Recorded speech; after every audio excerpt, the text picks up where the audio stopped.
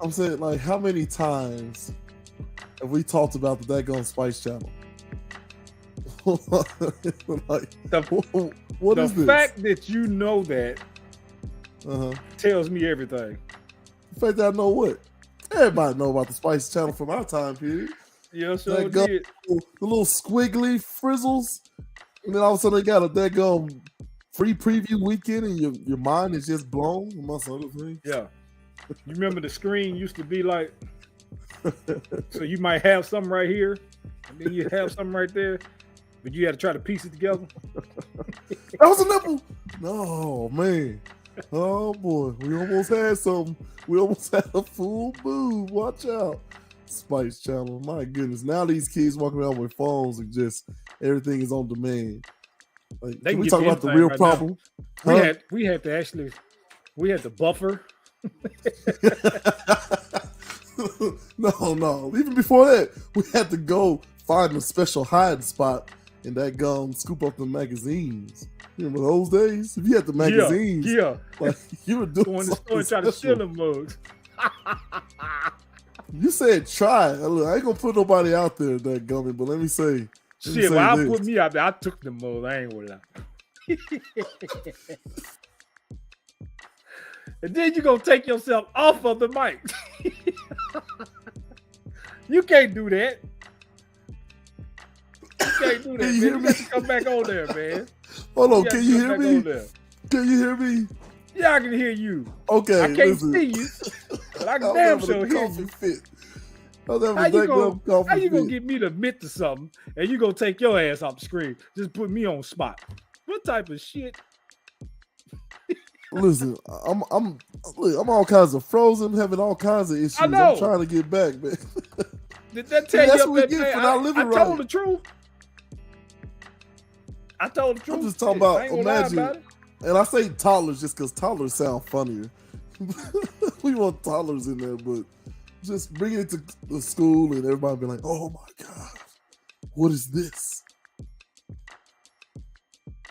Boy, I wish I could be real. They may have to get your ass back on the screen, man. I'm trying, people watch to see Gales and Dean. Technical difficulties, my man. Technical difficulties. I tell the truth, and your ass get choked up and take yourself off screen and leave me on, put me on the damn spot. Now everybody gonna be like, this dude's motherfucking perfect. Where's Gales? Gales just disappeared. Like, yeah, I'm sorry, man. I'm trying. I got you. I'm gonna pay you back for that. Let me find out. Let me find out what you were doing in them stores. I didn't do it on purpose. I swear. Hey, you look too tall to be trying to go in there and do that. You wouldn't have been able to hide it. You look too tall to try to do that. Wait a minute. I wouldn't have been able to hide what? You got caught. You ain't no way you walking out with them bad boys. Oh man, Lord have mercy. The camera stopped working. Now I got a different angle. We're just all over the place.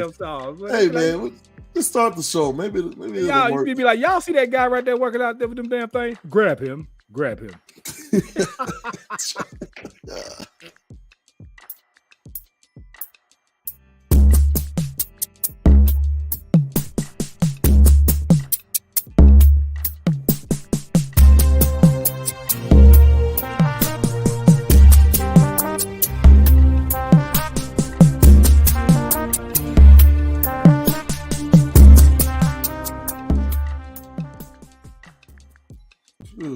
I think I'm back. I'm kind of back. So, hell, you gonna put me on the spot? Welcome back to Let's Talk with Gales and Dean. I'm your boy Gales as usual. To my left is Lord. Man, it's me. I guess I done told everybody what I used to do back when I was younger. The little crazy Dean. Gales put me on the spot and he take his ass off of the screen. I appreciate that. You owe me now, buddy. I didn't do that on purpose, I swear. Now they go technical difficulties, man. CTE. CTE, my ass. You didn't take that many blows to the head. You were knocking people out when we played football. I'm going to do like Mike Irvin and be doing. CTE. I don't know what you talking about. Yeah. Then never CTE. I like how you got me to answer that. And then you go, your defense is CTE. Quayshawn Moore, listen, it's coming. Hold on. I'm trying to do a lot of things behind the scenes. I'm spinning too many plates. How you doing, Mr. D? Start us off. Okay, hold on. Go ahead, take him off. Look at that frapping face. So what I'm asking him to do, let y'all peek behind the curtains. I'm having some technical difficulties. I need him to talk to fill time, i.e. a filibuster of sorts. Now let's see if Dean can actually accomplish this. Hey Dean, what's going on in the world today? You and getting people to tell bad shit on themselves. That's what's going on. That gum. Hey, but look, anyway, we ain't gonna get out of that. Did you watch I know you didn't watch the NCAA tournaments this week. Well, the conference championships. I know you didn't. Your team, Vanderbilt, like your former school that you went to, they got snubbed out of going to the dance. They should have got in. What was that about, man? They was the hottest team. They were one of the hottest teams to finish the season, along with Duke. I hate Duke, but I can't take it away from them. Vanderbilt finished the season strong, got put out in the second round of the SEC tournament after beating Kentucky, which was a hell of a game. They should have got in. Jerry Stackhouse got something going right there. I'm telling you, next year and the years to come, Vanderbilt gonna be good. They're gonna be good. Jerry Stackhouse, he doing something down there. But they shouldn't have got snubbed though. They should have got in. Kind of pissed me off. What is it about these coaches that actually allow or they actually do well in recruiting? Like, it has to be something to it. It can't just be like statue, right? It can't just be status or anything like that. It's got to be something, somehow, some way. These coaches are connecting with these student athletes. What do you think it is? I mean, you got to build a relationship. Just, hell, we went through the process.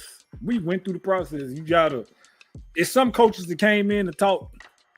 Like, okay, take for example, when you remember when we went to Tennessee, when we went up there to the Tennessee camp. UT, yeah. Love Philip Fulmer, but my position coach I could not stand. So for that reason, I don't think I ever would have committed to the University of Tennessee because I couldn't stand the dude that was the running backs coach. He was an asshole. But Philip Fulmer was the head coach, which ultimately got to say so. But you're not going to be dealing with the head coach all the time because Philip Fulmer dealt with the lineman because I think he played lineman when he played football. So I've got to deal with this dude every day for the next 3 or 4 years, or however long I would have been there. So that turned me away. My relationship with him wasn't good, so that turned me away from even considering them, even though I got recruited by him. You get what I'm saying? Like, you had to build a relationship with somebody at Vandy for you to commit to Vandy. Like, I know the guy who what is the black dude that recruited you? He came in and recruited me too, but I told him he wasted the time. Coach Turner was the D line coach. Yeah, Coach Turner. Yeah, tall black dude, right? Right, tall black dude. Yeah. But the heavyset white dude is a guy. Oh my goodness. Oh man, I literally was about to say his name, then I went blank. But anyway, I remember him sitting in my living room, and like him and my mom like forgot I was there at the time, and they're laughing and talking about their favorite foods, and she made him some sweet tea and all this stuff, and he was just stuffing his face. And I'm like, hey, am I gonna talk to me? Dadgum? I'm the one got to make this dadgum decision when it all come down to it. But yeah, like sometimes you can do that. Like all you gotta do is make the parent feel comfortable, because the kid's just like, whatever, I just want to play ball. So I was one of those kids. I just want to play ball. Like I didn't care about connection and top 25 university and my future. And just okay, it's Nashville, cool. I can come home, get a plate, like sign me up. It was that. Well, that's just like Coach Reese, Coach James Reese was the head coach of TSU, and I had built a good relationship with him. Was close to making that decision because my dad went there and played there, and then he ups and leaves. So that automatically take you. It's all about building a relationship with the coaches that's recruiting you, I think. But who wouldn't want to play for Jerry Stackhouse? Yeah, I mean, best of luck to them. Jerry Stackhouse. Well, now you got like Juwan Howard, or when Coach K was at Duke, Coach K, Calipari. Like, who wouldn't want to? Rick Pitino. Who wouldn't want to play for these type of guys? Coach Bill Self out there at Kansas. It's just like the name itself, and you see what they have built. You know, you see what they have built in the past. You just want to go play with them people. So. Right. So you talking about connections and whatnot. It's like I want to talk about connection because how good of a recruiter would you say you are or were in all aspects of your life? What you mean? I don't like recruit. How well did you do getting the young folks beneath you to sign on to the program or the ideology, whatever it was? How good? Are you talking about like? Were you good who came and played with us? Were you good at making connections? No, I was an asshole. If you tried to come in my position, I wasn't nice. Okay, which brings us to our first guest here. Hey, introduce yourself. Tell the people a little bit about yourself. Hey, what's up, y'all? I'm Ned McCaster. I guess I don't know. Y'all want to know my full name. I played with these boys back at Spring Hill High School back in the day. Joined the military, been in the Air Force about almost 12 and a half years. Also coach high school football out in Arizona right now. Got promoted just recently, not too long ago, to the DC.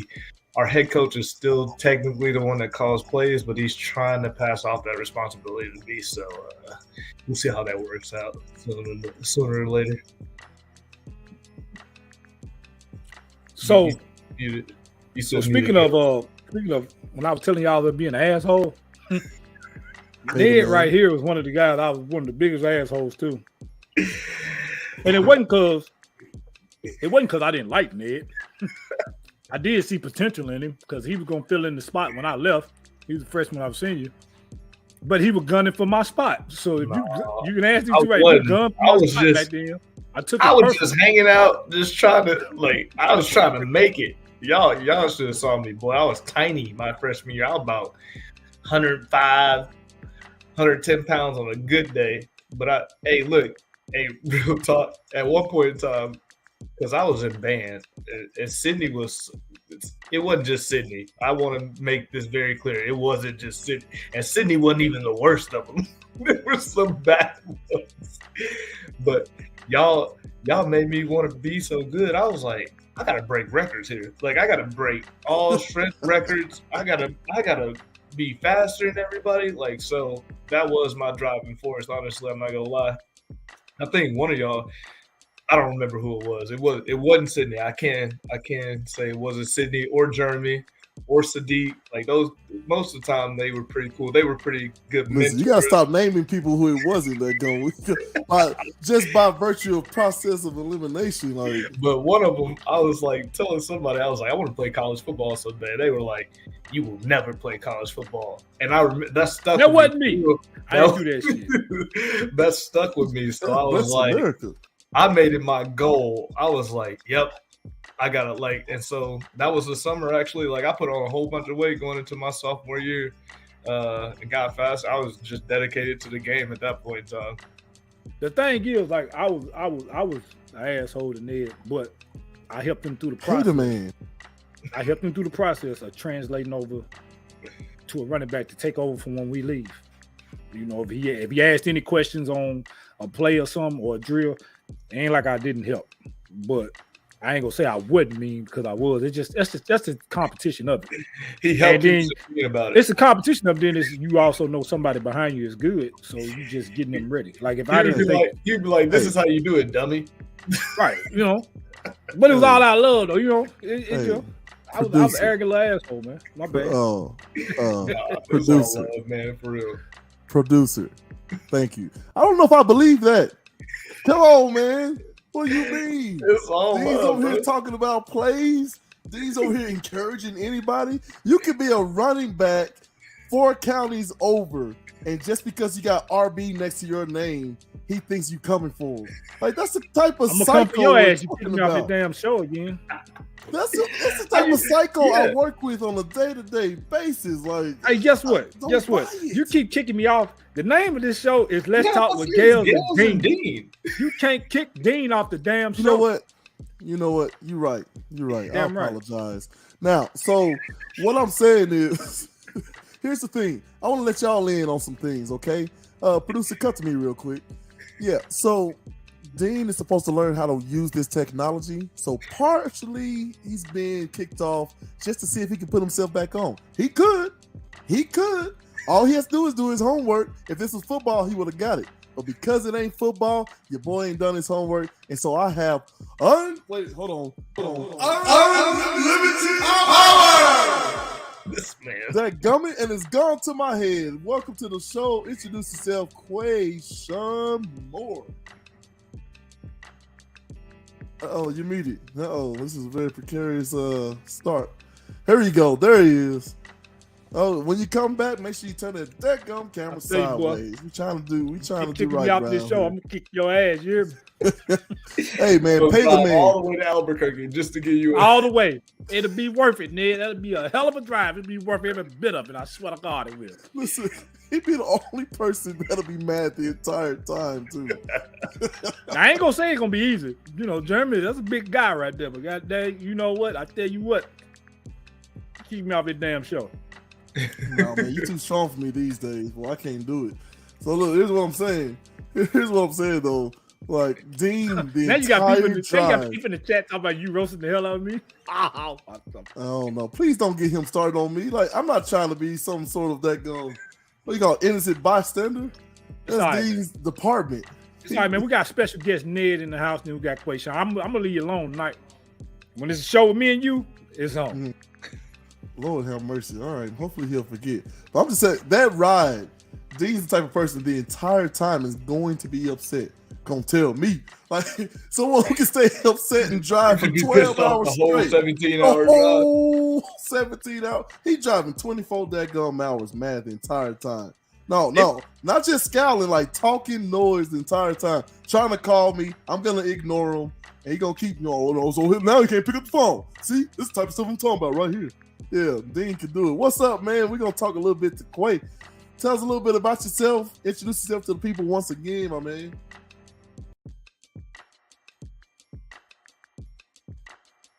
You're muted again. Oh, the lights are bright. Hold on. See if you can unmute yourself. Let's see it. We can't hear you. We'll work it out. You're unmuted, but we still can't hear you. Yeah. We'll work it out. If anybody out there, you wondering what I'm eating because I'm feeling my face. Jail's gonna get mad because we're not getting paid when I do shit like this. So Ned, this is my way to get back to Gales. I do shit to be an asshole, right? So I've been throwing stuff in my mouth. As you see, I'm chewing. And he's gonna get upset when I do this because I'm gonna show the label. And this is when I'm eating Mike and Ice, the salad. I eat the hell out of it. He don't like for me to do that because they're not sponsoring us. We're not getting paid. So when he kicked me off the show, I show a label for something to be an asshole. That's my payback. They might, hey, keep doing it though, because eventually it might just be like, hey, let's get these dudes, let's sponsor these dudes. Hey, put Gales and Dean on the Mike and Ice box. His ass sitting up there like this. Sometimes you gotta do stuff for free for people to start being like, hey, this dude gotta know what he's doing. I actually did that one on purpose. I did that one on purpose just because he kicked me off.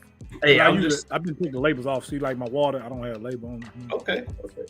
But let me tell you though, I started at Peoria legitimately my first year. I was just a volunteer coach. And then the next year I was like, hey, the military pays me enough. I ain't even going front. I get paid fairly well with the military. I live life fairly well. And the next year I was like, hey, I'm trying to come back. And the coach was like, yeah, we gonna pay you.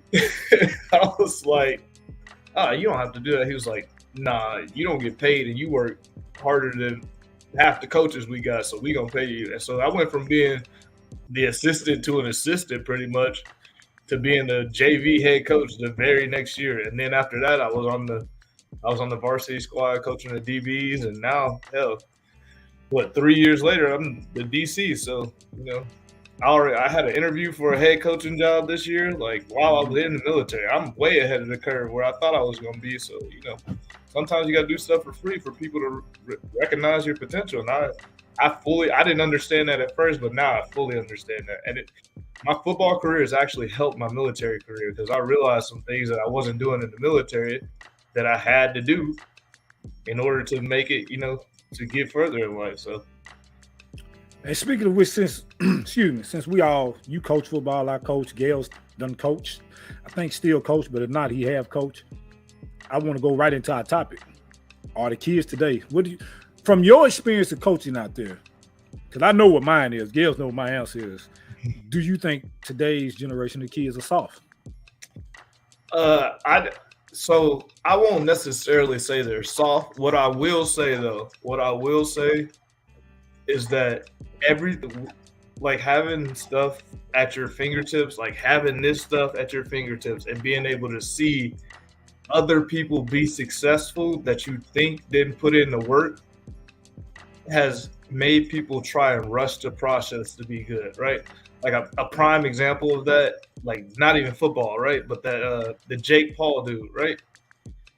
I actually think he's a good boxer, but the fact that he tried to take on so many, like he tried to skip the process of taking on like lower end level boxers to put in the work to get to a Tommy Fury or the people he has been calling out that are boxers.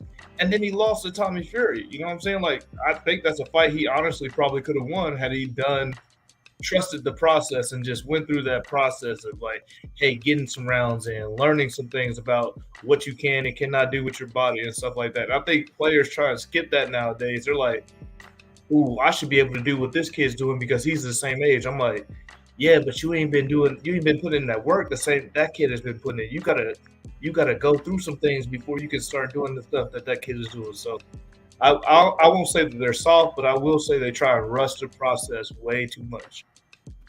Well, I know, and Gales, he asked this question today, so I know mine, but mine is I think they soft and entitled. And what I mean by that is you cannot give a kid constructive criticism. I ain't gonna say all of them. But you can't give most of them constructive criticism and they take it and turn it into a positive. They take it as like you tearing them down and you're not. And then like, so you can't talk to them aggressively or they'll shut down and want to sit on the sideline or go crying to the mama or something like, you know, we ain't got no time for you for this shit, bro. First of all, it's football. You know what I mean? It's football. It's a tough game. It's a tough sport. Football, basketball, even baseball. It's ain't none of it easy. And if you got a coach out there just going to be easy on you, it's not going to prepare you for life anyway. And then the entitlement part is they all think they should automatically start or automatically get a quarterback position, automatically get a running back position, automatically get a linebacker position. No, you got to go out there and work because there's somebody in front of you that was working 2 or 3 years before their time. So they put in their time to get it. You're just not going to come in and take it. Get out there and put in that work. And they don't want to put in that work. They make one little highlight. Say they go to the AAU tournament and score 15 points in a game and just put their highlights on there. They think, oh, I'm entitled to be this. No, that ain't shit. You ain't did nothing. You know what I mean? You're entitled, man. And the majority of the athletes these days are entitled. And a lot of it, like you said, that little thing, the phone or whatever you got, the YouTube highlights and stuff, people don't realize that ain't even a full season of highlights. That might just be one game of highlights, and they just replay it over. Because when you actually go see them people play in a game, they don't do none of that. You know what I mean? So don't nobody want to put in the work. These kids don't want to put in the work to get better. They just think they're supposed to have that spot handed to them because they know the coach, or the coach know their dad, or their uncle, or their mom, or their brother or sister. Hell no, you got to go out there and put in that work for me. That's the way I was coached. That's the way I was brought up. And I still live by that motto because you know yourself, all of y'all know, when you go to that university or wherever you go play, it ain't no entitlement. Your ass go out there and take a spot because if you're the 4-star athlete, well, it's 54-star athletes on their team. Look at Georgia, look at Alabama. You go there, you a 4 or 5-star, it's 50 more. So there you go. So it ain't no entitlement. You're not gonna get it handed to you. You gotta earn every bit of playing time that you get on them type of schools. And I don't know if we can get that through these kids' heads today. I don't know, but I think they soft and entitled. Welcome to the show. Introduce yourself, man, and then give me your opinion. Are the kids today soft? What up, dog? I'm Jupiter Murphy, aka Lance little brother. AKA Farnsworth Bentley. What's up, man? Oh my, we got a story I gotta tell you. I got for Ned to remember that day. All right, anyway, first I want to say it sound like Sydney's hating. Sound like you hating, Dean. I'm just saying, bro. I'm I'm just saying, no, but Hey, no, how that? Hey, Farnsworth Bentley, that is not hating. That's a playing. compliment. I'm joking. I'm totally All right, joking. come on, man. But that's in the Bible though. The Bible said that this generation will be weaker, wiser. Cause I seen your son the other day. See, and he like a dog. He look like, but I'm like, dog. Let me see. You know what I'm saying? But if he's probably, I know he's taller than you, right? Yeah. He way better shooter immediately. Never. My bad. I'm sorry. I'm He ain't going got on what that I dog saw. either. Yes, he do. It's a pit bull, but it's a dog. I'm just joking. No, he do got the dog in him though, and I saw like he's a real young kid, so I don't know how that worked, but everybody level of maturity, grows and changes. Now, real quick though, Ned, do you remember that time we was at the rec center, okay? In Spring Hill, we must have played like 30 games. We ran through like eight teams in a row, bro. All right, now listen, Ned, do you remember that one game where I made 6 threes in a row? He did do that. Okay, all right. I want the world to know that this stroke ain't just for the ladies. You know what I'm saying? We were on fire, bro. Hey, flame. What are we talking about? What are we talking about? Producer, get him off of here. Man, what are we doing? We try to have a discussion whether or not these kids are soft. If so, why? Right? And can they be reached? And this man wants to talk about his stroke is not just for the ladies. That was kind of a fire line, though. I ain't gonna lie. That was come on, now give me the bars, bro. Give me that was bars. No, I but like you said though, I do know. What's up, child? I do know that kids nowadays, and even compare myself to my grandmother, right, or compare myself to my grandfather, they're going to say, "Man, you weak. I worked this job, and my granddad used to go to dialysis, then come home and cut the grass." Like, if you don't sit your ass, you know what I'm saying? But he's a different generation.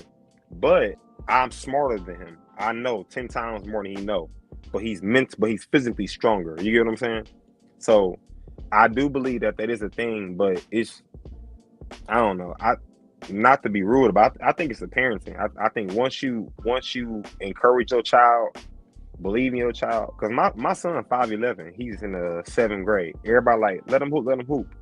I'm like, I can't, because his mind, me and his mother, we wasn't cool. So I have to get control of his mind before I put him into a system like that, because once you there, that tutelage that you have over your son, you damn near lose it. You know what I mean? Right. So yeah. That's interesting. So Dean, hold on, I'm getting you.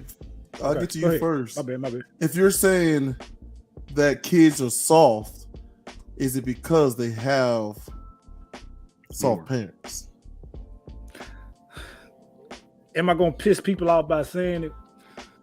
Basically, yeah, man. I don't care. Anyway, shit, I don't care. Because when you sitting there, check this out, right? Check this out. When you sitting there and you keep telling your child that they are the best, they're the best, and they really not the damn best, and you ain't doing nothing to help them get better. And then every time they come home and saying it's the coach or it's this and that, and you're agreeing with them, you're feeding right into what they want. You're feeding off into their softness. You're feeding off into their entitlement. Because y'all know, all of us play ball and shit. It ain't always the coaches all the time. It's not always the coaches, bro. It's you got to get your ass out there and sit down and listen. Them guys are coached for a reason, because they've been doing it for a long time. So they know. Even the ones that don't know, they know a little bit to tell you they ain't gonna lead you wrong. We know the coaches that don't know shit. You know the coaches just out there to be out there. Yep. But you know the ones that's out there is really good coaches. I can't stand but when coaches, that kid bro. is bringing that home, and then you got the parents be like, yeah, it's the coach, it's this, that. Then that's just feeding right into it. You're not helping them none by doing this shit. You're not giving them constructive criticism. You keep telling them, well, you're the best, and everybody else is 2, 3, and 4, and you're number 1. Well, if you're number 1, why the hell your ass sitting on that sideline? Or why you sitting on that bench on the court? Or why you sitting in that dugout in baseball if you're number 1? And your parent, and he'll have the parents that act like, hey, let me tell you one thing, and they can get mad at me all they want. Their asses wasn't no good when they played ball in school. So they try to live their dream through their damn kids. See it all the damn time. Bruh. So that's their way of trying to get back. They wasn't even good when they played. If I piss people off out there, I don't care. Your ass wasn't no good in school, you wasn't no good. Go do something else. You might be good at computer typewriting or something. Sports wasn't your thing. But I got one thing. I got one thing. Don't try to live it through the. Don't try to live your dream through your kids, because it's messing up shit. Go ahead, Drew. So, all right. I'm the greatest of all time. Okay. All right, man.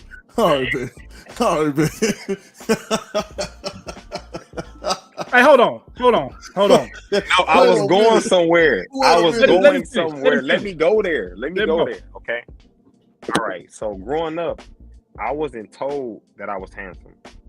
I wasn't told I was smart, intelligent, wise, good at anything. So y'all see me as being cocky, but imagine growing up and your mama is the only one who is encouraging you.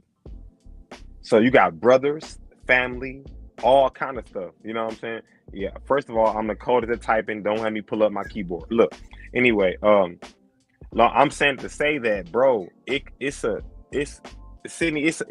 part you put in there. You know what I'm saying? What if those parents who were never good athletes were never told how good they were at home? Because let me tell you, see, somewhere on your block, you got the mentality that I'm gonna score this ball. It didn't happen at school. It happened on the block one time. You went, I can do that, and then it just kept on, reoccurring. If you never have a parent that's healthy enough to help to put you in sports, or a parent that had the money or the mind to put you in sports, then you might be trash, right? But that don't mean you don't have a propensity to be. So what I'm saying, you might have a propensity to one day be a great athlete. You know what I'm saying? That's all I'm saying. Not necessarily. Okay. So I get what you're saying, and this ain't for the parents like this. I'm not talking about them parents. I'm talking about them damn parents that would blatantly go up to a coach and get in the coach shit for their kids doing something. But I'm like, dude, man, you are feeding right, and you know what your kid is doing is wrong. You feeding and helping right into his entitlement and softness. So he gonna keep thinking all the stuff that he's doing ain't listen to the coach. He gonna think it's all right because you got his back.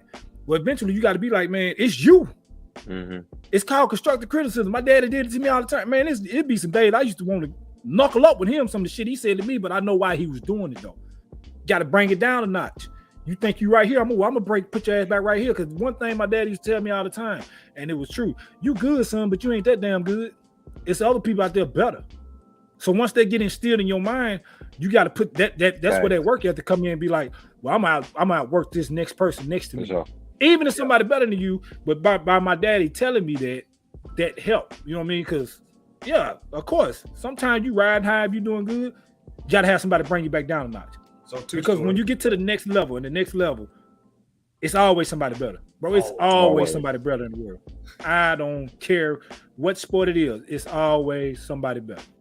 So 2 stories for me, like Dean was talking about. My mom was very positive. She was positive, but she also gave constructive criticism all the time. And I'll never forget this one game, my senior year against Montgomery Central. I had the best game of my life, right? I had on defense and offense, had 160 yards rushing, like 4 touchdowns, 8 tackles, and a fumble recovery, right? So I'm like, Mom, you see the game after the game? And she like, I saw that fumble. I'm like, yo, Mom, chill. Shout out to Mama. Shout out to Mama. Take care of the ball, you know what I'm saying? I'm like, that did. She was like, no, for real, you did have a good game, but you still got work to do, you know. And because of that, I was grateful because I always worked harder because my mom always made sure I knew, hey, it's somewhere out there. It's somebody out there right now that's your age that wake up at 3:30 in the morning and just run and just lift it and doing something that they don't have a choice. Like they literally don't have a choice. It's either do that or they might be dead at 22. You know what I'm saying? So no, for real. I appreciated my mom for that. And then talking about how parents are killing the game. So I coached. So during the off season, I coached middle school, the school that feeds into our high school, right? So I wanted to see the athletes we had, right? And this one kid he's a good football player. He wasn't good enough to start for us, but his dad was, or he was a starter, right? And now, mind you, this team of mine was good. We went 9-1, won the championship and everything, right? And we had good kids. There's probably going to be a freshman that starts for varsity at our high school next year. He was good. And then some of the kids will play like they'll start on varsity or not varsity, but on the freshman team, but they're good. And his dad just pulled his kid because he didn't start in the first game, which we won, by the way, because of things that we did. And I'm like, hey, man, I can't play everybody every game. You know what I'm saying? Like in games where we have blowouts, cool. Like I'm going to get you in. Or even not tight games or like games that I know it won't be a problem for him. But his dad just pulled him. He's like, I know he's a Division I athlete. I'm like, your son's in the 7th grade. How you tell your son's a Division I athlete right now? He's like 4'11", 60 pounds, bro. Like what makes you think he's a Division I football player? It's funny you say that, yeah. Because now you got people, they ranking these kids like in 3rd and 4th grade, and I'm be like, you don't even know this kid gonna like football in the 8th or 9th.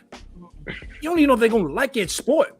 So how can you rank them already? Like for real, you can play, and we all saying it, play ball from 6-year-old all the way to like 11, and then by the time they get to high school, they don't want to play football no more.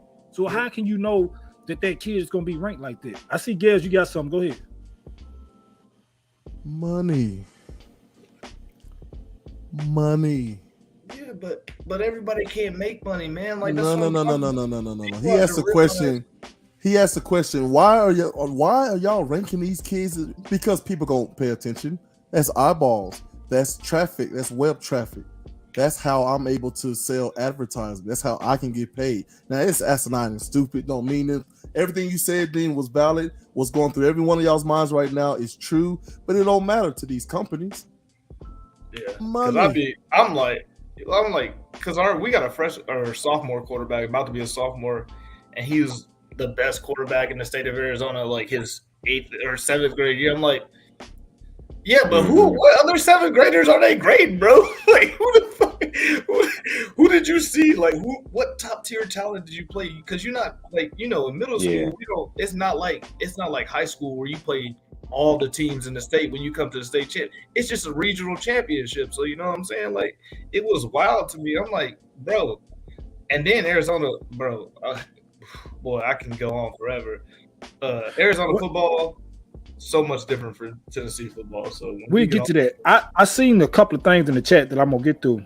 So Jamarcus had said true, but false hope is a dangerous drug. So he was commenting to what I said and what he mean. Me and Jamarcus have talked about this every time I go home. There's false hope shit. You put in your kids' mind that they're going to Duke, North Carolina, Kansas for basketball. You tell them they're going to Alabama, Georgia, Clemson, Florida State for football, and they really don't have a chance. Quit selling false hope. It's nothing wrong with going to a lower level school. It's nothing wrong with going to a lower level school.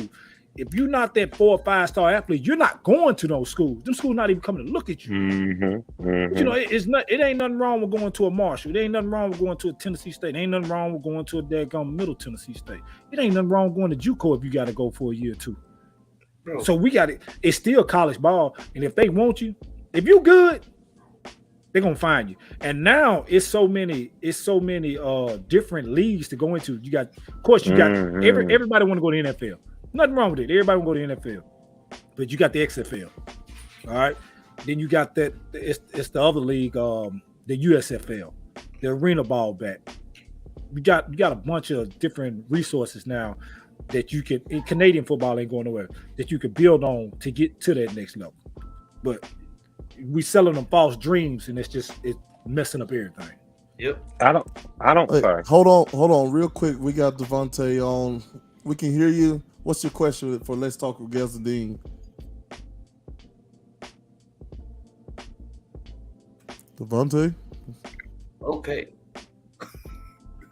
Hold on. All right, so that Speak was a up, nice bro. try. That's all right. Who is it, Devontae? Who? You don't know? Devontae. All right, he's gone. All right, so look. That's tight. Go ahead, That's Jude. What tight. did you say? I don't know. I was waiting for Devontae. No, I know we was all at the edge of our seat. Who's Devontae? There was no. I was waiting there for was the no question picture. too. I'm like, I'm trying to get this question. I feel like Bro, I'm hey, get this question. Hey, the show that went up. Oh snap! We got a star. We got callers. Calling in from Kentucky. Look at. I mean, y'all literally aren't calling in. Let's talk Gaz and Dean, and y'all are our special guests. But listen, real quick on that false hope thing. One tactic that we're taught to do in communications is to approach things with questions, right? So my wife at Wells Fargo talks often about, is it skill or will for a kid, right? Here's the task at hand. Are they able to do it? Great. Then the only thing that's left there, are they willing to do it? Skill versus will. But approaching things with questions, I think, is the best way to handle those sorts of things that you're talking about. That kid that got pulled off, you know, you can go to the parent and literally ask him, hey, you think he's Division I? What are you seeing that we aren't seeing? Come to the practices. I did right? That. Look at it side by side and you tell me. And then you can kind of sort of weed out whether it's delusion or, you know, a lot of times parents just back off when you do things like that. To be fair, like I'm not gonna lie. I love any kid that's putting in the time to come out and play football. I don't care if you're bad at football, right? If you're putting in that time, I'm gonna coach you, right? I might tell a kid like, hey, and I'm straight up honest with kids, like, hey man, like, to be fair, there's a lot of people in front of you. You might not see the field a lot on Friday nights, or for us, it was on Tuesdays, right? But at the same time, if you're out here, I respect that because you could be doing anything else. There's kids that go home right after school, hang out with their girlfriends, or do their homework, and you know they don't have to worry about that stuff.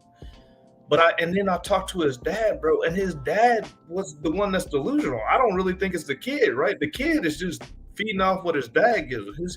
The dad, I'm like, yo, how do you figure your son's a Division I athlete?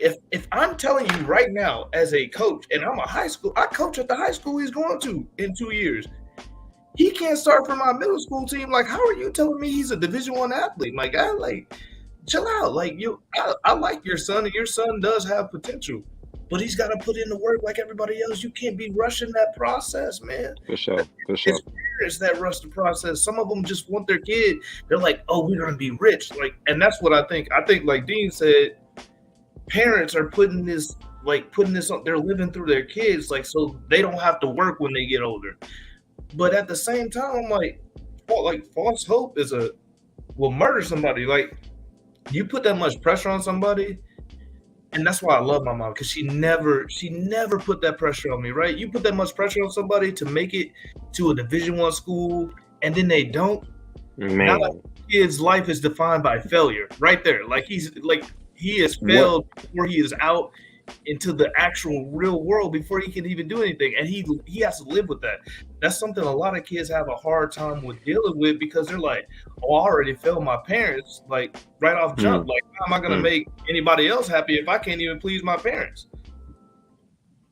Yo, this man cussing, bro. He's spitting facts. He's cussing. He paid a man, bro. He cussing, bro. This too much. It's too much. Hey, it's too real. It's too real. I'm gonna read one of the comments. I'm trying to read one of the comments Jamarcus made, because like every time I go home, me and Jamarcus, we have this conversation about 2 or 3 hours. Which comment? This one, he said, nothing wrong with telling a kid that they can make it in D1 level, but you got to match it with effort and work ethic.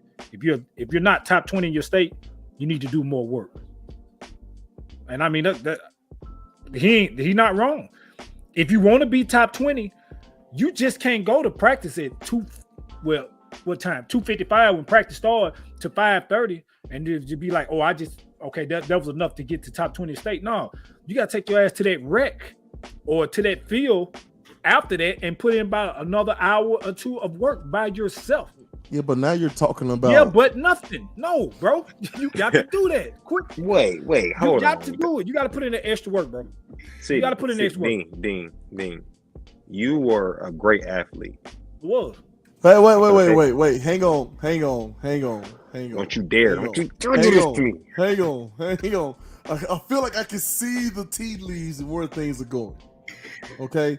So, let's just take a quick, and I mean real quick commercial break. Is that all right, Dean? Can you hear me? Let me mute him. Yes, we can.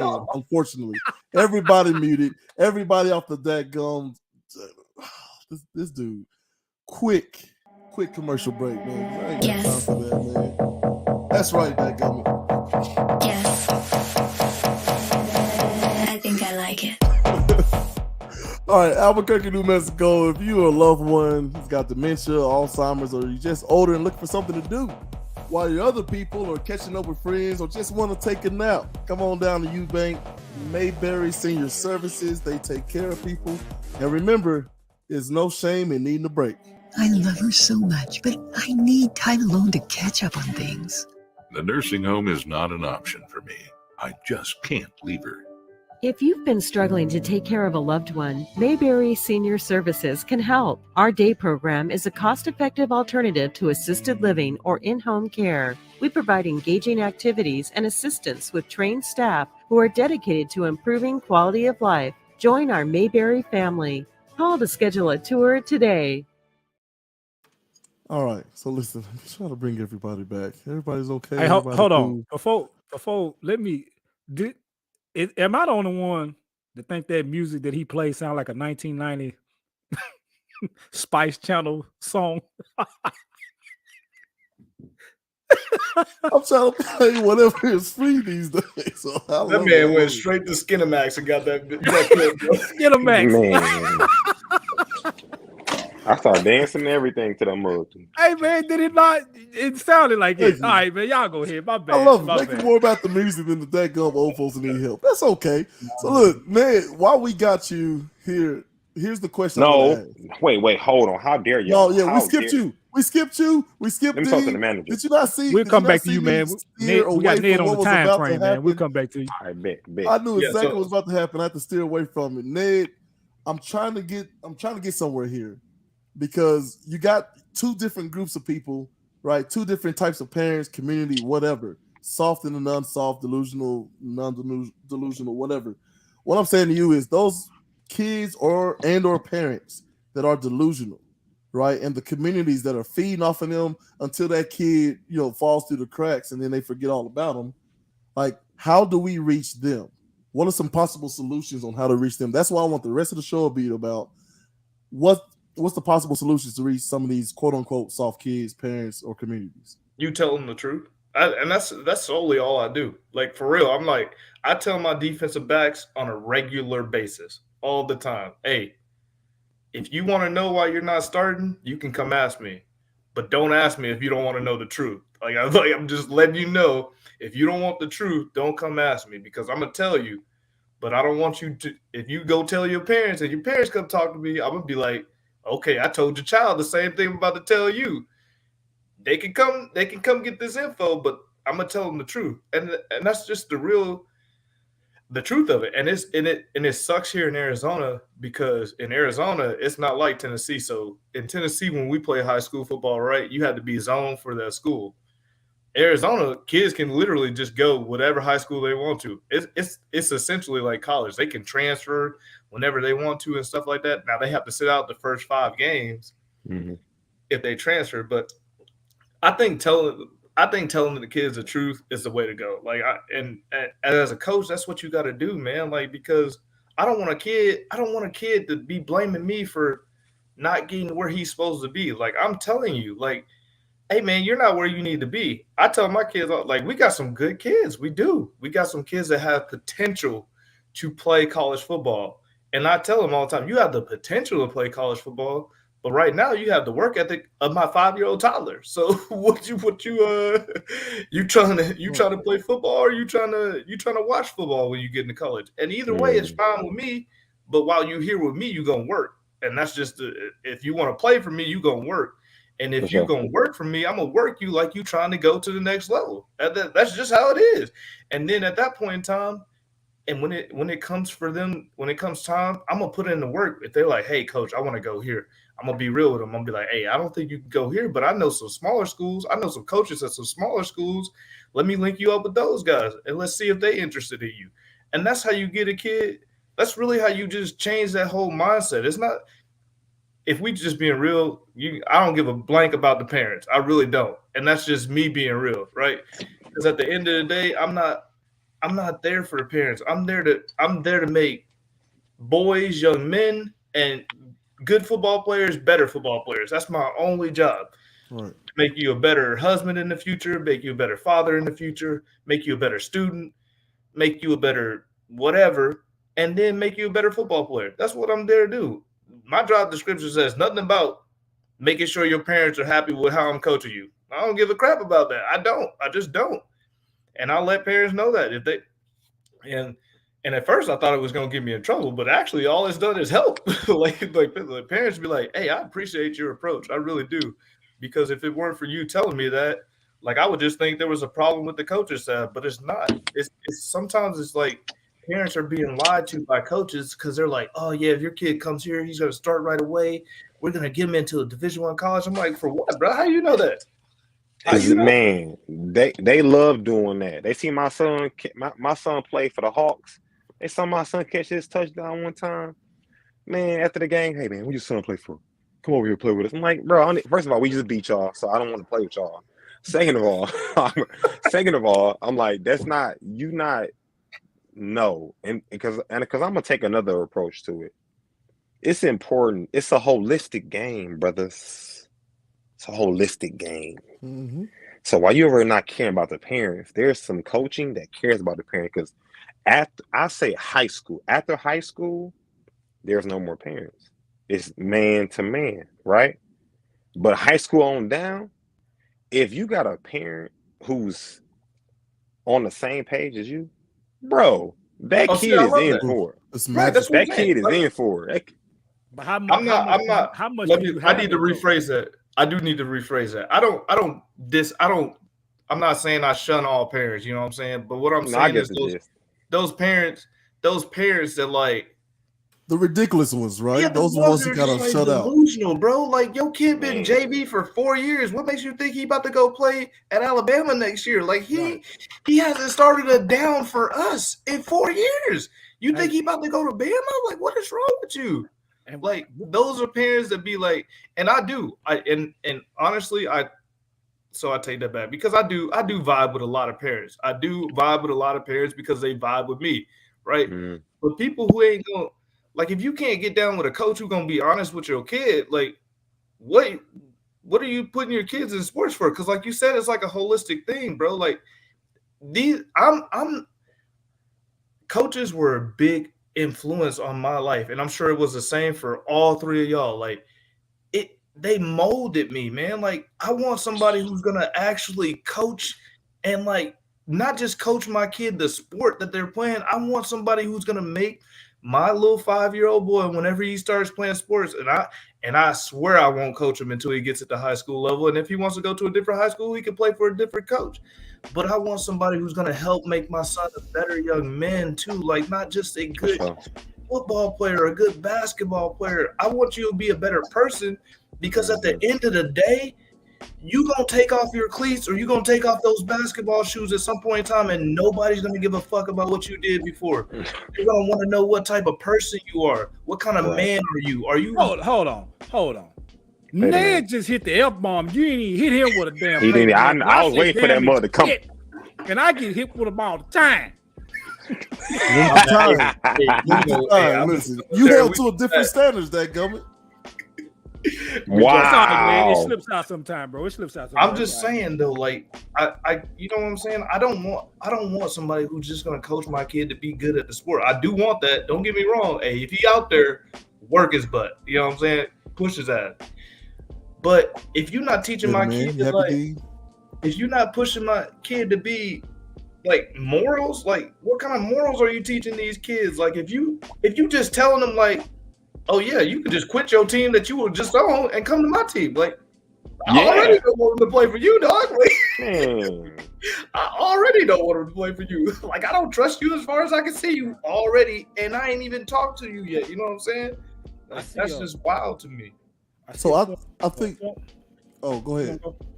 Well, just one thing. For Aaron Oski said in the chat: coaches coach, officials officiate, players play. Parents cheer in the stands. That's all. Yep. Sums it up. No. And I'm gonna push back on that, Oski. See, that's why you're supposed to be on the show, dadgum, so you can defend your dadgum self. What the crap are you? You can parent and be on this dadgum show. We ain't that serious around here. But I'm gonna push back on that. That's how things should be. That is not reality. Otherwise, we wouldn't have a problem. We wouldn't have a problem if everybody just stayed in their lane. Next week, bro. Yeah.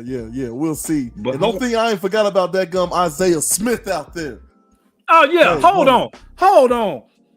He did all that talking for the last I'm 2 gonna get on weeks. this head. Check this out. I Hold want on. you to hear. I want you to hear his excuse, though. You want to listen know to what this shit, man's Ned. excuse was? Now, hold on. Before you give it to me. Because I seen him pop up watching the show. And I'm like, this son gonna supposed to be on the show. And he watching it. All that shit. Hey, hold on talking now. he Keep been watching, doing. though. Hey, live Oh, Monday night, Isaiah, 9 I'm gonna p.m. tear Central you up Standard next week when you come on this show. You supposed to be on the show, and you sitting there watching in the comments. Time. I had got video camera ready. He got I had camera that shot. clips ready. I was ready.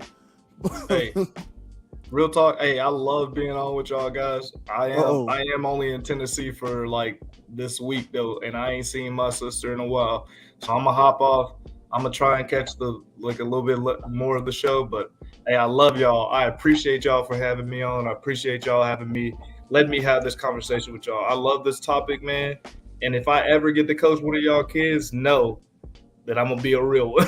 Like it's just how it's gonna I go. don't know. I'm scared to let him coach one of mine. He might remember all that shit I do to him. Whoa. Oh, pay Hey, good luck with your no, season, stop bro. it, Good luck with your season, man. Hey, for real though, I appreciate y'all, man. Y'all were No, like man, we older appreciate brothers, you, man. and Good luck I out mean, there in you and I Arizona, went to big school together, so I really do appreciate y'all, man. Like everything y'all do, y'all are grown and y'all are adult black males that are good role models for other black males. So I really do appreciate that from the bottom of my heart, because there's a lot of us that don't get looked at in that light. And so when I see people doing what y'all are doing, it makes me happy, because I'm tired of people looking at us like all we do is rob, kill, and steal. You know what I'm saying? Because we set a different bar for these young black men out here, and I really do appreciate that. No offense to any other race out there, I'll just let y'all know it's hard out here for us, and I do appreciate what these men are doing. So y'all have a great rest of y'all's night. Yeah, dog. sure, man. Mic drop. Be good. Hey, Take real quick that right before there, bro. real quick before you leave. Like, I'm trying to get Dean to tame himself so you can just put us on the TV and the whole family watch if he behave himself.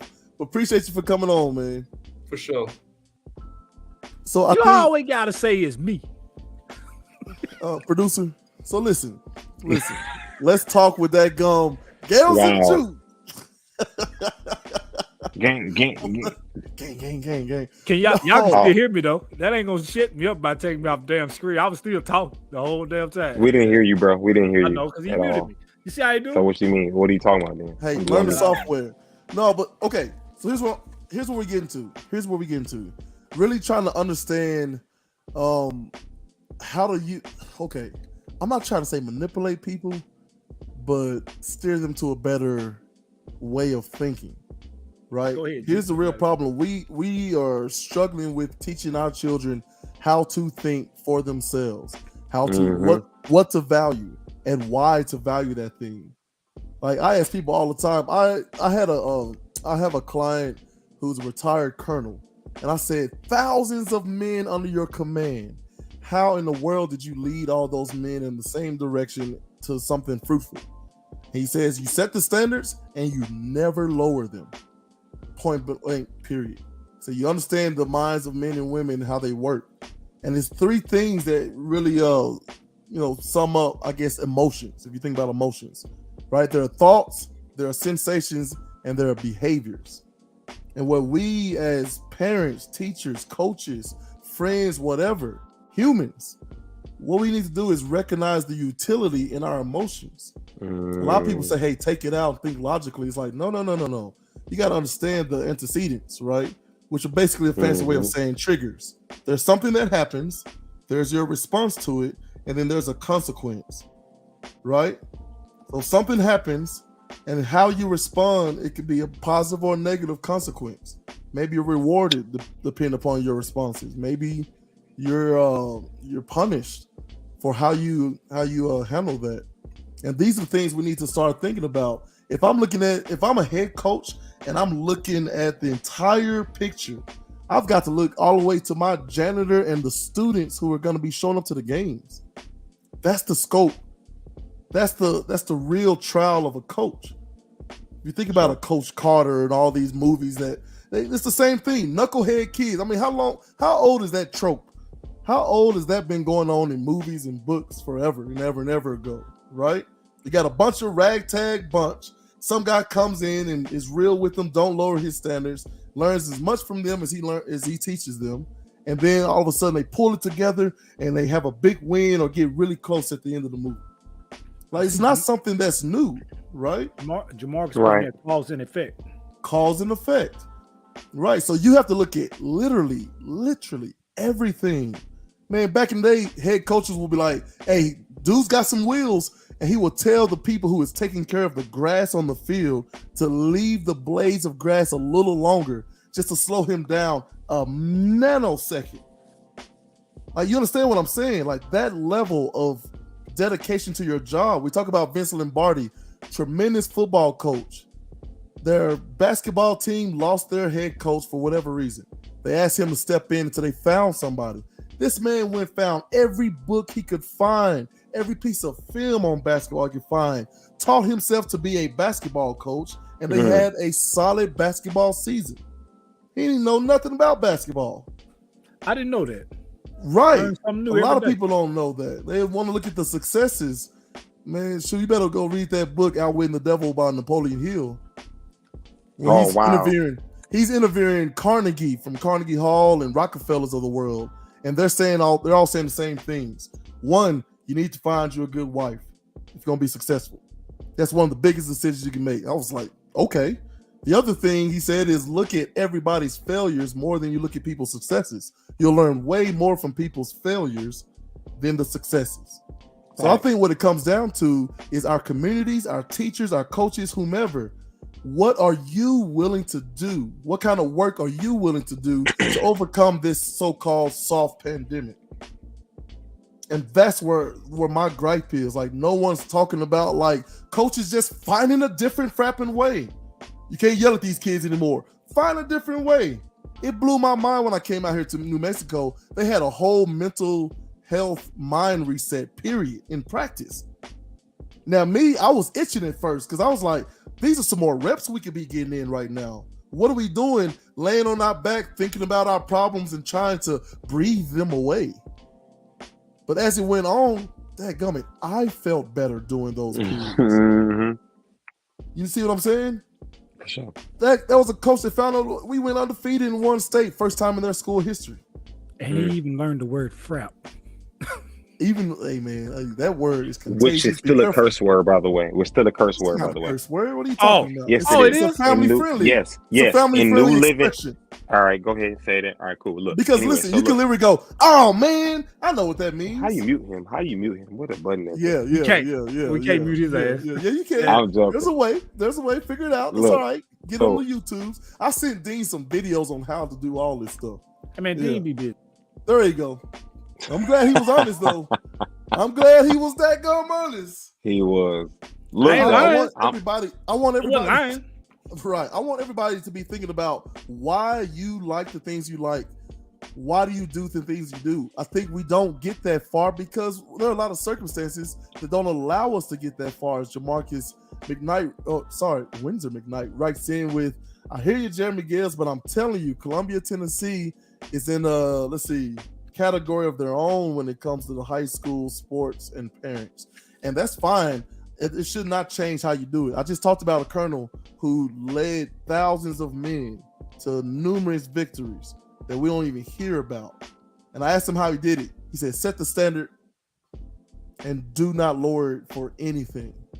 You can't worry about it. I saw an interview with Deion Sanders.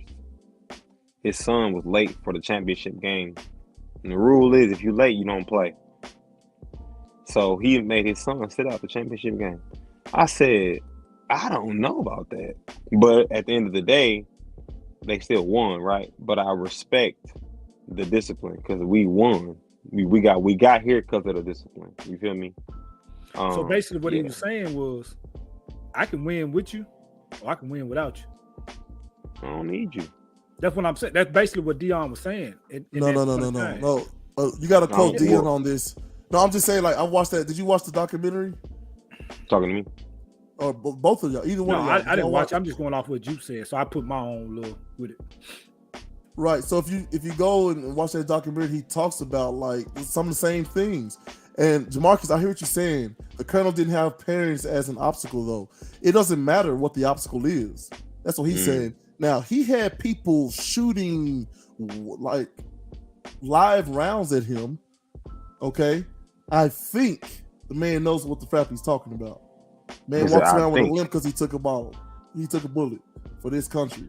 And what I'm saying is, I don't think that's nowhere near a parent complaining in the stands or putting stuff in the kid's head. What you do is you keep exposing that kid to the right thing long enough, and he'll get it. Because let me tell you a quick story about how, you talk about how soft communities and parents are these days. There was I'm trying to think, I can't remember which league. I think it was soccer. But what they were saying was there was such a disparity, there was such a difference in talent that what they did was they literally stopped keeping score. But here's what happened. The kids were keeping score. The kids knew who was the best and who wasn't. Right? They're after the game talking about, oh man, can't believe y'all beat us. And the parents try to, break in between them and be like, oh no, nobody won. We don't keep score here. It's just about having fun. And the kids were like, oh yeah, okay. So anyway, y'all won 10 to 5. Right? So you keep exposing them, Jamarcus. You keep doing the right thing. You keep at it. And so that's funny. That's how you turn things around. It's funny you say that, right? My little basketball team that I coach out here, Josiah basketball team, we're clearly more talented than any team we play against. So every week I got these coaches saying, your boys must have been playing together 2 or 3 years. I said, no, this is their first year playing organized basketball. They're football players. I literally got all my football players playing basketball. And what you said about the score, once we hit 20, the scorekeeper quit taking score. Like we're beating teams like 40-4, but they quit taking it at 20. And I guess it's for that same reason you were just talking about. Even though our kids know that they scored more than 20. They know that they scored about 40 or 30. However many we scored, they know. And us coaches on the sideline know. But I guess they stop it so you ain't hurting the other team feelings. But what they fail to realize is, which I don't disagree with it, whatever, do whatever. But once you get to 10, 11, 12-year-old, that clock, that scoreboard ain't gonna stop. So if you go out there and get beat by 30 or 40 points, it's gonna show up that you got beat by 30 or 40 points. That's part of playing. That's just part of it. You're gonna go through it sometimes. You're gonna get blowed out. Or you might be the team to do the blowing out.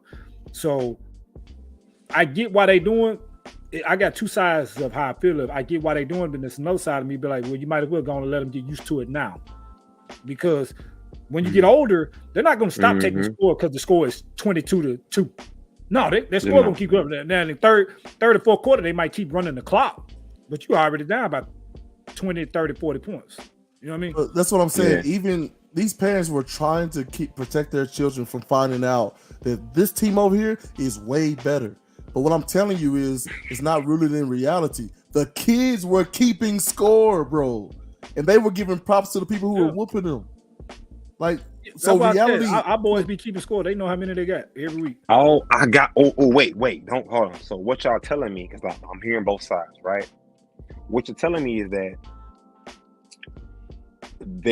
when a kid, because I've seen this happen, kid be down, they be down by 40 points. I'm like, why are we still playing this game? So getting beat gonna happen, but it's a way in which you handle the beating that makes you a better person. So you're like, hey, because I remember Dean beat me in basketball. I remember Jeremy beat me. I remember Jeremy beat basketball. To this day, I don't remember that at all, bro. No, my bad. I got off on you just trying to feel good for Jeremy. I say that. I appreciate it though, man. Yeah. Anyway, I'm only saying it to say. Look, and it definitely could have happened. I'm only saying it to say that I had to go back, and then, like literally 5 years later, I beat Dean in a 3-point contest in the gym 3 times in a row. Anyway, I'm saying it to say that, I took that and I just like, you know what? Just had to put it 3 times in a row in there, right? I had to. It was bad. It was bad. You won one. You won one.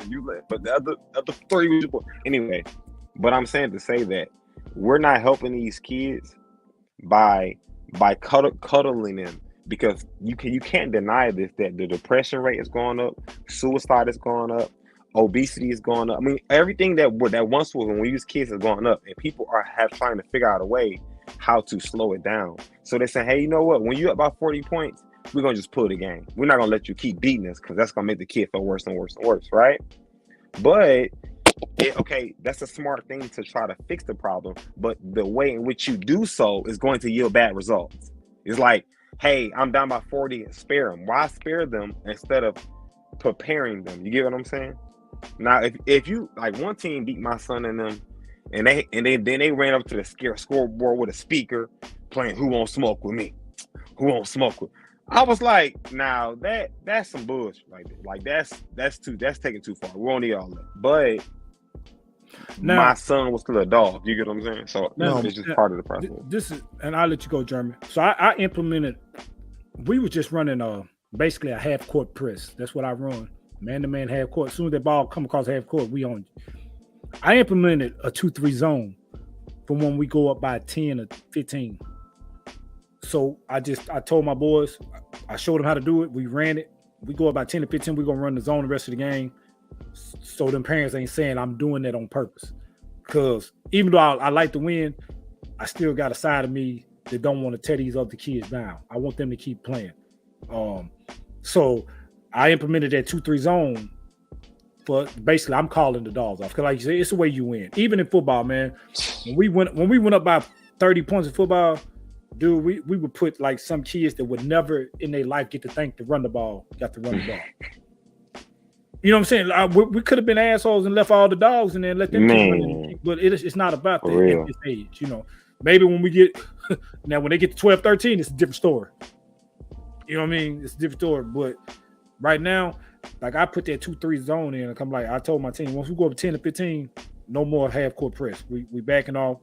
We let them get the ball up court. You know, if they get a shot, whatever, they're not gonna win. You know, so that's my way of calling off the dog. So I don't have parents say, well, he's just running up the score every week. Because like I said, we're more talented than any team in the league.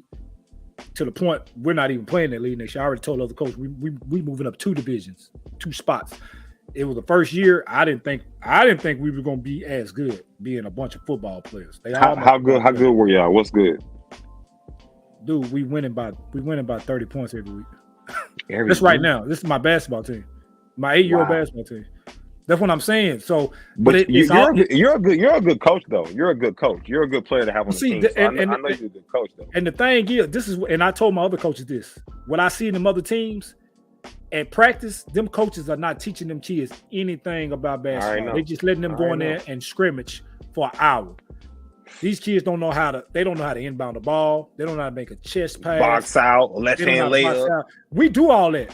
I got my boys running suicide, and it's not for punishment. It's for conditioning. I got them defense slide drill.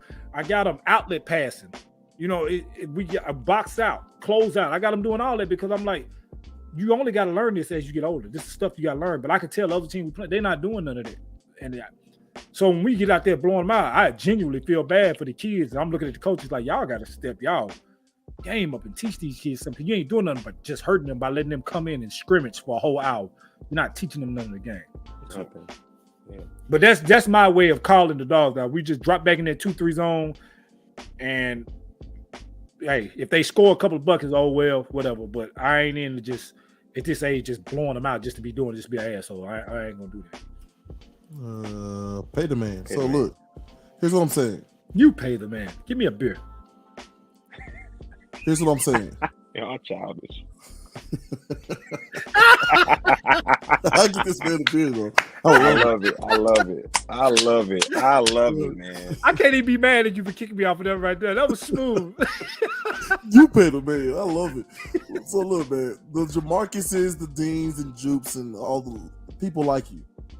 Like, I will encourage you to. It don't matter what other people are doing. Like, you got to just be okay with doing the right thing. Right? What your boy Spike Lee say? Do the right thing. Hey man, come here. I want to tell you something. Man, what you want to tell me? Man, come here. I want to tell you something. Man, what you want to tell me, man? Do the right thing. Is that it? That's it, man. Do the right thing. It really is that simple. But is it bad? Oh, well, hang on. It's that simple in thought, but not in execution. I'm about to say, he's talking about it ain't simple at all. No. Right, because Jamarcus is talking about like parents lying and conspiring to get coaches fired. And what do you do with that? You set a standard and you never lower it, no matter what. Mm-hmm. Get fired. get tarnished. Hopefully you got some faith and, God is going to take care of all of that, smooth all that out for you. Move if you have to, right? Start your YouTube channel. If you look at that YouTube channel destroying, like this dude, he wanted to play NFL football. Another guy wanted to coach on that level. It didn't work out. But now what they do, they put kids on the map by having them do one-on-ones, and they have a great time. Lots of energy, enthusiasm, but lots of technique. You see them coaching. Hey, man, you got to take that inside away from him. What is you doing on the line here? You know what I mean? There's more than one way to do this, but what you can't do is say to skin a cat. One way to skin a cat. You can't operate in fear. Go ahead, Dean. Pull up Hub. Yeah, pull up his. Dog, this man wrote a novel. Just click the link. That gummit. Read it, Gail. You're not gonna put me on spot, Gail. You read it because you went to bed. Bro, I can't even see myself over here. Read it. Gummit. You read better than me. I wish I could jump through and just snap. Is that my? Who is that? That's Hub. Dog, man. Oh yeah. All right, he says, man, I'm old school. I'm trying to say it like him, man. I'm an old school coach. Sometimes you have to call the parents to practice and let them see like your child don't have it or is just not in them 1 year. Oh, just not in them. I don't know, like a fluctuation, whatever. 1 year, I invited the parents that was calling my phone about kids running the ball and starting on defense. I had them come watch me line them up against the dogs. And when they see them kids, didn't want to say nothing. I'm assuming is what he's saying. Didn't want nothing to do with that. It changed them. That would cut. Like, so basically what he's saying is expose them. And it sounds strange, right? That sounds kind of cruel in a way. Hey, hold on. He think I didn't see him talk about my teams. Bro, we'll tell y'all up in football. He did throw a little sodium. We ranked number 5 in the state of Missouri. Y'all, your team is not ranked. You don't want to see us in football. I'm just saying. Number 5 in the whole state of Missouri. Where's the Nailers ranked at? Okay. Ooh. All right. We number 5 in the state of Missouri. So I'm coming to the game. Matter of fact, and our arch rival, the Wild Boys, I bring them too, and they'll blow y'all. I already talked to the coach about it. We'll get both of y'all. We'll break, so it'll be us, the Winsfield Wildcats, and the St. Louis Wild Boys. You bring your team, and we'll make a little tournament out there, and I guarantee you, y'all go back with 2 L's. Because we both rank number 4 and 5 in the state of Missouri, respect. Hey, man, all I want to say is listen, exclusive sponsors that go, let's talk with Gales and Dean, and we're going to get Jupley Entertainment in there to film that thing. Hey, call Chris Pointer, call Mayor Chaz. I've been done told them. They don't want to make that drive out here. We champs. We're not gonna travel to y'all. We played the championship. Oh wow! Y'all. Wow. The field is paid for. Y'all don't have to pay for no. But the Nailers are champions too, right? The Nailers win the championship. Bro, that ain't no. That's county football. This is Don't do that. Boy, he just forgot about us all together. You know, moved out there now. That's county football. You trap. Look, we already said. Like my head coach will take care of the field.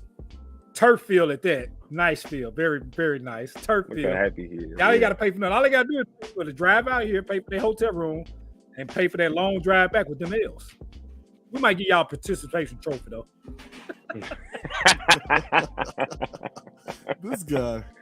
This guy's incredible.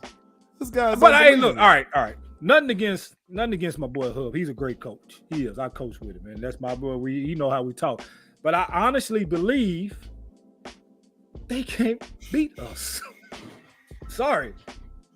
I love you, bro. You was the assistant then? You was the assistant coach? I'm the defense coordinator. You an assistant coach. Hey, coaches in the chat said, Dean, don't forget you was my assistant. No, we was assistants together because he wasn't the head coach either. So tell him to get that shit right. I was also assistant coach. Man, I read that wrong. And he said I was his assistant. No, we was assistant coaches together, buddy, because our teams were combined. We couldn't help it. Like, we didn't want to combine our team. They just combined the team. But me and Hub together, it wasn't no scoring on our defense. Real quick. I ain't taking it away from him. Hey, I hold need on. to go ahead. No, I need to bid y'all a good night. But I wanted to say this one little thing before I go. Okay. I'm the greatest athlete of all time. Okay. Any sport I ever tried. I'm just playing. Look, No, I'm just joking. No lie though. But growing up in school, I didn't play in high school. I didn't play in middle school. I played one 5th grade basketball one season. I was 6 foot in the 7th grade, and I always had 9-inch hands. Okay, now if I had the right person to push me and the right dedication, who knows where I'll be. So that's a shout out to coaches and parents. You gotta watch what you say and watch how you say it, because like what Gales was saying, if it sounds simple to say do the right thing, but even on this slide right here, we all have 3 different perspectives of what the right thing may be, right? Mm-hmm. So we got to find a common ground. So yeah, that's all, man. Just try not to push that on you, because whether your child is ranked 5 or number 15 in the state, what happens if he breaks his leg? You know what I mean? And now self-esteem is killed because you made that thing so the only thing. Football, NFL, but you got the NBA, but you got G League, you got overseas, it's a lot of ways to make money in this thing, y'all, you know? So that's all I'm gonna say. And y'all have a good night. I appreciate you having me on the show, bros. I appreciate it, man. Jubilee. Hey, Gales, would you tell Hub, could you coach with us? He was not the head coach. Hey, appreciate Kent it, Simmons was the head coach. Appreciate it with you. He wasn't the head coach. He wasn't the head coach. I got your back. He wasn't the head coach, but I got your back, bro. He's still in this chat talking about he's the head coach. It was Kent was the head coach. They brung him and Book over because they merged the Titans and the Lions. That's the only reason we was together. Hub, you was never the head coach. Stop it. He said I was the head defense coach, so he was a coordinator, Dean. He said, you know that. And Jason Booker was the offensive. Offenses was the coach. Yeah, and Gales, you know that. Like, okay, yeah, I mean, that's fine. Okay, like, yeah. Click the link and get on next time. That's what you do. So we don't have to read these dadgum Lord of the Rings novels during our dadgum show. It took us 20 minutes to get to your comment, man. Hey, check this out. Hold on. I'm going to say this before we go. Since you the head defensive coach, I bet you we scored over 28 points on y'all. Guarantee it. And we don't recruit. So I know you're going to try to go recruit from each county and all that to try to beat us. We don't recruit. We bring in straight Winsfield boys. We're not going to recruit. But before you even worry about us, you got to play against the Wild Boys. They're gonna murder y'all. And then it's us. So whatever. He said, let's discuss. Hey, Mark is savage. So let's discuss you bragging about being 5th out of it's top 10 teams in the state of Missouri, buddy. We're number 5. Top 10 in the state of Missouri. We're number 5. Yeah. All right. Okay. All right. They say set it up. Oh, we gonna set Jamarcus, we set it up. They didn't want to make that drive. Hey, it ain't nothing but a 5-hour drive. Can I offer you some advice, Dean? Because I'm trying to do better this year and not give so much unsolicited advice. We gonna offer you some advice. Yeah, we're gonna sponsor. May I offer you some advice? Please. Maybe say let's do more. Because you talked all that noise, man. That's gotta hurt you. I know, pay the man. Listen, you talked a lot of noise about what you were gonna do to Jeremy Brown and the Central Columbia Lions. Talk to the referee about that. I mean, we talking about, Don't get me started on this shit. It's too late now. Pay the man. Keep it. I'm just saying. Listen, let me switch to something nice. You're right. Hang on, Dean. Let me switch to something nice real quick. First they can still hear me. They can still hear you, Dean. I know they can still. So you can take me off the screen, but I'm still talking. No, you know why? You know who made me miss? He just made me miss that gun, Willie Joe Kemp. Anyway, listen. Couple of things. First of all, listen. Shout out to Jasmine and Bootsy them over at T Talks, man. Passing 2,000 followers is no feat. Man, shout out to y'all production team, 65 South, and one half of them Who Dat boys, the captain, Demario Paco Liggins. Shout out to Sam Houston, man. Black America, go see it. Get your tickets. May 12th, 2023. That's this year, buddy. Go see the premiere down there at Opry Mills. Shout out to the Raiders for, finishing best they could, and those Lady Lions who kind of did a huge thing there. When's the last time they did that, Dean? Was it District Champ? It's been a while, man. Shout out to Megan, my cousin Tame, and Edwin Youngblood. Man, them girls came a long way, and they was this close. You hear me? dude, they were that close to winning that game. And I think most of them back next year. So look for them to make some noise, man. They work hard, man. Make some noise. They work hard. You said 2014, man. That's crazy. That don't even seem like that long ago, but it's almost a decade, man. At this point. I didn't go to the game. Here we go with this right here. Dude, look, my producer put that one up. You know, she went to Central, man. Like, anybody know. Yeah, dog, get that comment off of there, please. You know I didn't get kicked out on purpose. I shouldn't have never got kicked out of the game, but whatever. It's over though. It's over though. Right. I don't. But yeah, shout out to the Lady Lions. Wait. So is it Coach? So we got Coach English, Coach Moore, Coach Youngblood, and Coach Youngblood. Yeah, and Coach Youngblood wife. Yeah. Man, so they're gonna join us on the show pretty soon here. The four of them together. We're gonna discuss that and shout out to them. And shout out to our producer / my wife, Asha Marie. Oh, can I wish it to y'all? Can I wish it to y'all now? Because go ahead. I know your ass ain't gonna pick up the phone tomorrow. So happy early anniversary to Mr. Gales and his wife, Mrs. Gales, tomorrow, because I try to call this man tomorrow and he ain't gonna pick up the phone. So I gotta wish it. Now. We got stuff to do, man. I ain't got no time to be answering no phone. You know, ain't got no time. Cut. You already put up the 1990 Spice Channel music. She'll kick me off my own show, that gummy. What's happening? You already put on the 1990 Spice music channel. Hey, ain't no little spice, you know what I'm saying? So shout out to all of them doing some really great things. We got to start doing more of that, shouting things out. And look, before you get to the last word, Dean, like, I really want people to understand, like, try to just think one step past that. Oh yeah, you got to go to the beginning of the show, Mark. Catch that. Yeah, it's a reference. Don't you worry. So look. I want people to start thinking, like, and not just in sports or anything, everything. I need y'all to start thinking about everything. I was at work and, we try to do a trade of interesting facts, right? And so the idea that the diamond industry were going out of business, one guy came up with an ad that says diamonds are a woman's best friend. And then from that point on, it was like, you don't mean anything, right, unless you get your girl a diamond necklace, diamond bracelets, and all of a sudden it went through the roof what they were worth. You understand that? There was a hospital somewhere some years ago that they had a surplus of blue and pink blankets. So then they just decided, hey man, we'll just tell people that blue is for boys, right, because they both start with B, and pink is for girls. And that seeped into our conscious from then all the way to now. That's decades later. When you think blue, you think boy. Pink, you think girl. Just because somebody was short, they had too many blankets.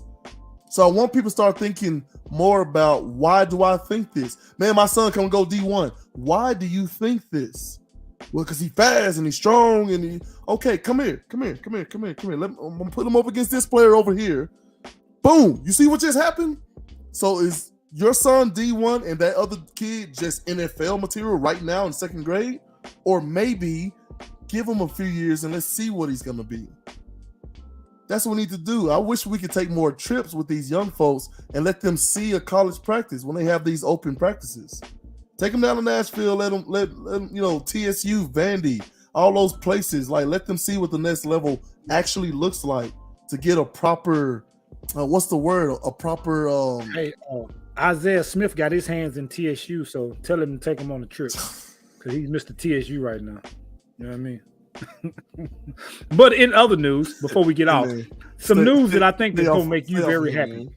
Some news I think going to make you very happy. The Dallas Cowboys, the deal is almost closed with them picking up DeAndre Hopkins. I figured I'd let you know that. I don't like that because I can't stand the Cowboys, but you're Cowboy fans. I figured you might like it, but it's close. Yeah, man, boy. And I thought Ramsey going to the Dolphins was a big one. I know we didn't really talk sports, right?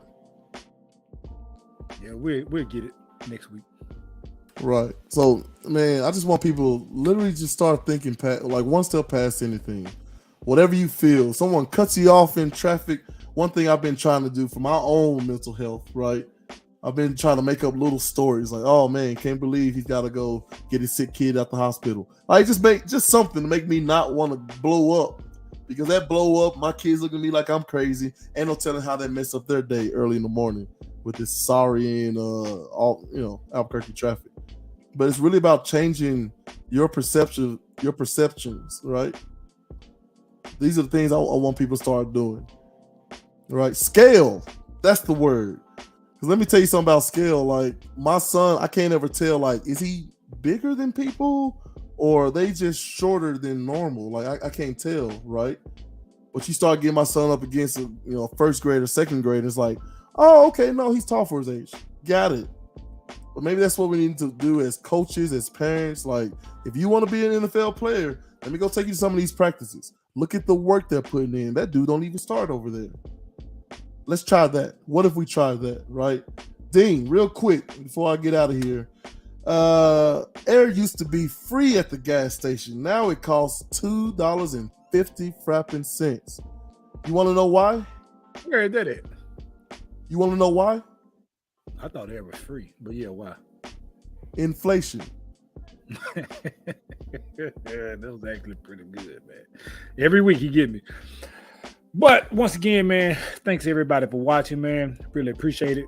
Mr. Ned McAllister, thank you for coming on, man, giving us your intelligent insight on high school football. We didn't get to Arizona football, high school football, but you'll be invited back to talk about that. Jupe, you already know, man, as always, man. Love having you on, man, giving us your perspective on things. Everybody that was in the chat tonight, man, I appreciate it. Jamarcus, man, you was point on that subject. I know that's a big subject that you like. Me and you talk about a lot. Hub, even though you think you the better coach than me, that's all right. You still my brother, love you, but we already know who the best. But appreciate everybody watching, man. Gales, I always appreciate you, man. My co-host, keeping me on my P's and Q's. Love it, man. Need y'all to like, subscribe, share, and send those stars to the show, man. Y'all keep us going. Whatever topics y'all want us, future topics y'all want us to talk about in the future, man, get on our page and get on our inbox and let us know, and we'll be sure to do it. You want to be a guest on the show, you know how to be the guest on the show. Get in the inbox, man, and we get you on. All you got to do is say the word, and we get you on. We got Sam Houston next week. Going to be talking about this up-and-coming movie. I seen the preview. Hey, yeah. Sam, big ups, man. Big ups to you, Sam Houston. I ain't even gonna lie, man. This look like gonna be a big movie, a nice movie, especially being from the town, being from Columbia, and doing something that big, man. Man, big ups to you, brother. All love, man. And once again, I like to say it again. Thank everybody for watching. We see y'all again next week. Peace and love. We out.